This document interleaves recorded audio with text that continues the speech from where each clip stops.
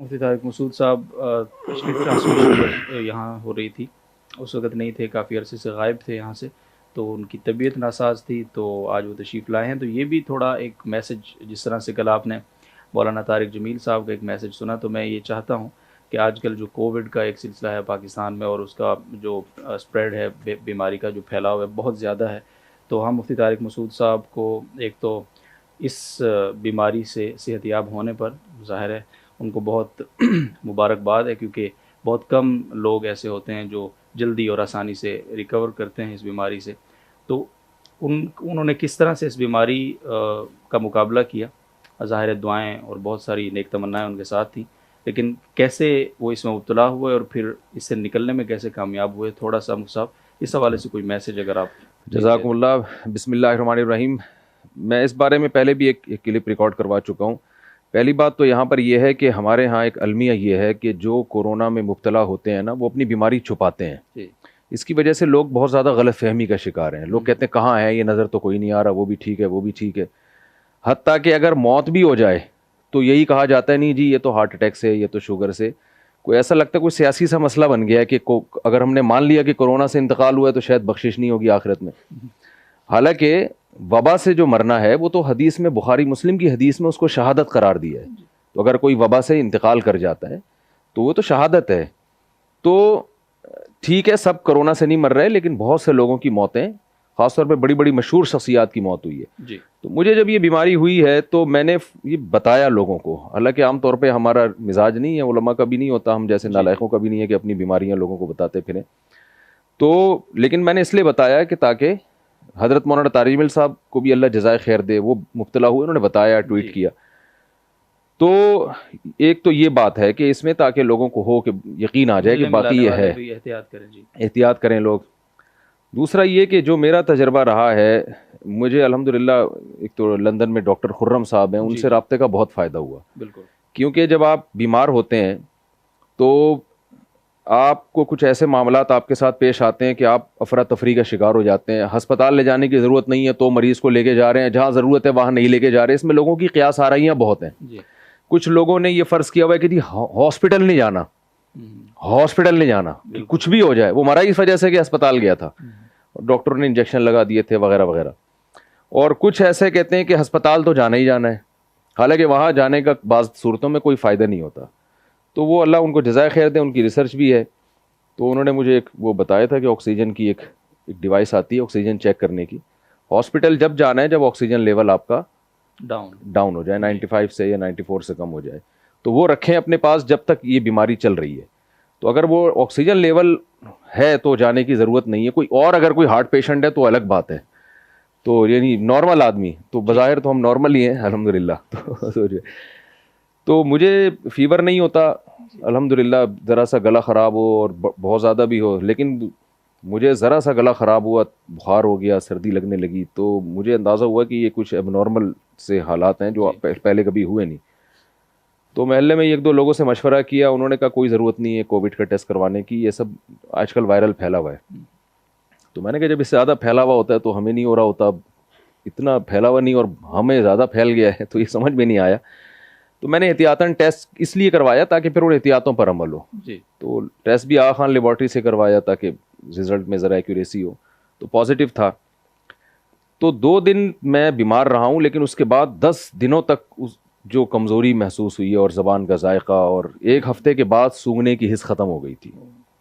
حالانکہ جب یعنی زیادہ بیماری پیک پر تھی تو حس برقرار تھی، لیکن 1 ہفتے کے بعد ایسے حس ختم ہوئی ہے کہ گھر میں بڑا بہترین سا کھانا پکا تھا، خوشبو اڑوس پڑوس میں خوشبو جا رہی تھی، تو مجھے نہیں آ رہی تھی۔ تو میں نے جا کے باقاعدہ دیگچے میں ڈھکن کھول کے سونگھنے کی کوشش کی ہے مجھے، کیونکہ میں سمجھ رہا تھا کہ جب یہ بخار ہوگا، اٹیک ہوگا، تو اس وقت یہ حس ختم ہوتی ہے۔ ڈاکٹروں سے رابطہ بے احتیاطی کی آپ نے؟ ہاں جی، نہیں، اس میں سونگنے میں ہم نے سانس نہیں لیا، صرف کھینچا ہے اندر جی جی، صرف کھینچا ہے اندر، سانس اندر پھینکا نہیں ہے۔ یہ احتیاط ہم کر رہے تھے۔ تو کسی اور کے جراثیم ہوں گے تو وہ چلے گئے ہوں گے، وہ ایک الگ بات ہے۔ ٹھیک۔ تو ڈاکٹر نے بتایا کہ یہ جو سونگنے کی حس کا ختم ہونا، یہ کوئی کورونا کی لازمی علامتیں نہیں ہیں، کسی کو کچھ ہوتا ہے، کسی کو کچھ ہوتا ہے۔ خیر میں تو الحمدللہ 2 دن میں بخار میرا ختم ہو گیا تھا، میں ٹھیک ہونا شروع ہو گیا تھا 2 دن کے بعد۔ لیکن 2 دنوں کے بعد میری اہلیہ کی طبیعت خراب ہوئی ہے، اور ان کی ایج بھی زیادہ نہیں ہے اور صحت بھی ہم سے 2 گنا اچھی ہوگی ماشاءاللہ، اللہ اور صحت دے، لیکن وہ بہت خطرناک اٹیک ہوا، اور وہ اب تک یعنی 20 دن ہو گئے ہیں لیکن ابھی تک طبیعت بحال نہیں ہوئی ہے۔ اور جو ہم سمجھتے تھے کہ ڈاکٹروں نے کہا کہ خواتین پر اس کا اثر بہت کم ہوتا ہے اور وہ جلدی ریکوری ہوتی ہے، بیمار بھی نہیں ہوتی، وہ سارا کم از کم میرے گھر میں الٹ ہوا ہے اس کا۔ آدمی جلدی ٹھیک ہو گیا، جو خاتون کو ہوا، اہلیہ کو ہوا، وہ ابھی تک اس کی ریکوری نہیں ہوئی ہے اور بہت زیادہ صحت خراب ہوئی۔ 2-3 دفعہ یہ نوبت آئی کہ ہاسپٹل لے کے جائیں، لیکن اللہ کا شکر ہے ٹھیک ہو گیا معاملہ، مگر اس کے جو سائیڈ افیکٹ ہیں وہ اب تک چل رہے ہیں۔ تو دعا کی بھی درخواست ہے، باقی اللہ تعالیٰ سب کو جزائے خیر دے، ہمارے اساتذہ کو، اکابر کو، مشائخ کو، دوستوں کو، انہوں نے بہت زیادہ دعائیں کی ہیں، تو آپ کے سامنے بیٹھا ہوں الحمدللہ۔ لیکن یہ کہ یہ تجربہ ہے کہ مجھے اتنے ایک اندازہ ہوا کہ جس کی صحت میں تھوڑا سا بھی فالٹ ہے نا، اس کے لیے بہت ڈینجرس ہے یہ۔ بالکل، مجھے تو کوئی الحمدللہ کوئی ایسی بیماری نہیں ہے تو اتنا مسئلہ نہیں ہوا، لیکن جس کی جو پہلے سے بیمار ہے نا، تو وہ ان کے لیے یہ بہت ہی تکلیف دہ ہے۔ اللہ حفاظت فرمائے جی سب کی۔ بہت شکریہ آپ کی طرف سے، انشاءاللہ لوگ اس پہ مزید بھی احتیاط کریں گے۔ حضرت آپ نے کل مفتی مولانا طارق جمیل صاحب کی اگر وہ ویڈیو سنی ہو سر جی، کہ اس میں جس طرح وہ کمزوری سے بول رہے ہیں، جی جی، تو آپ اندازہ لگائیں کس طرح، تو آپ بھی کچھ اگر تھوڑا سا اس پہ۔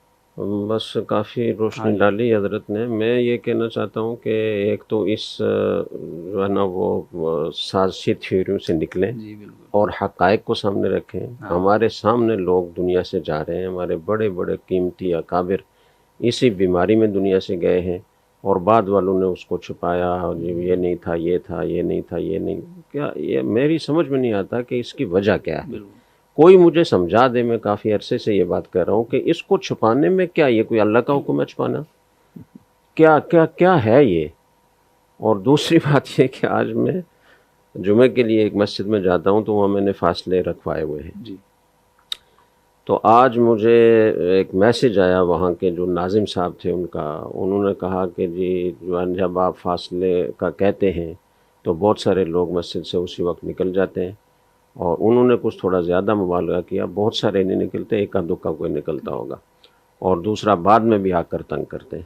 تو میں نے ان سے کہا کہ بھائی میں نے ترغیب دی فاصلوں کی آپ کو، تو کوئی اگر اس بارے میں اشکال ہے، کوئی آپ کے پاس اس کے لیے دلیل ہے، کوئی اور الجھن ہے، تو آپ مجھ سے مذاکرہ کریں، مجھ سے سوال کریں، دوسروں کو کیوں تنگ کرتے ہیں؟ میں موجود ہوں نا، جی آپ جتنا وقت لینا چاہیں گے میں دوں گا، لیکن میں فاصلے ختم کرنے کا قطعاً نہیں کہوں گا، میں اس کو ناجائز سمجھتا ہوں، اور وجہ اس کی یہ ہے کہ اپنے آپ کو دوسروں کی جان کو خطرے میں ڈالنے والی بات ہے۔ نماز میں قیام فرض ہے عمالات میں، لیکن ایک آدمی بیمار ہے اور اس کو قیام کی سکت نہیں ہے، تو قیام جو فرض ہے وہ ساقط ہو جاتا ہے۔ بیٹھ کر نماز پڑھنا جائز ہے؟ نہیں جائز۔ بالکل، بیٹھ کر نماز پڑھنا اس کے لیے مکروہ تو نہیں ہے۔ تو جب قیام جو فرض ہے وہ ساقط ہو جاتا ہے، تو جو صفوں کا اتصال ہے، مل مل کر کھڑے ہونا ہے، یہ سنت مؤکدہ ہے مفتابی قول کے مطابق۔ جی تو عذر کی بنا پر اگر اس سنت مؤکدہ پر عمل نہ کیا جائے تو نماز میں کوئی کراہت نہیں آتی، نماز بلا کراہت جائز ہو جاتی ہے۔ پھر میں نے ان سے عرض کیا کہ جو پہلی لہر آئی تھی اس وقت دارالعلوم کراچی میں اجتماع ہوا تھا، اور اس میں درجنوں مفتیان کرام شہر بھر کے دارالافتاء سے جمع ہوئے تھے، اور اس میں سب نے اتفاق رائے سے یہ فتویٰ لکھا تھا کہ فاصلے کے ساتھ نماز پڑھنا جائز ہے اور فاصلے رکھے جائیں۔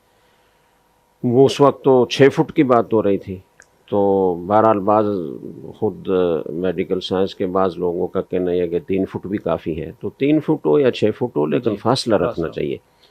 تو میں نے کہا کہ وہ ایک بات اس میں یہ بھی تھی کہ جو اور کسی مسجد میں نہیں ہے، دائیں بائیں ساری مسجدوں میں فاصلوں کے بغیر نماز ہو رہی ہے، تو ایک اس جگہ کیوں؟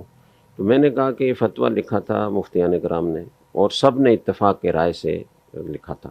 البتہ جب وہ تحریر مرتب ہو گئی تو دستخط کروانے لگے، تو ایک مفتی صاحب نے دستخط کرنے سے انکار کیا، ان کو شرح صدر نہیں ہوا ہوگا، باقی درجنوں مفتیان کرام نے تو اس پر دستخط کیے تھے۔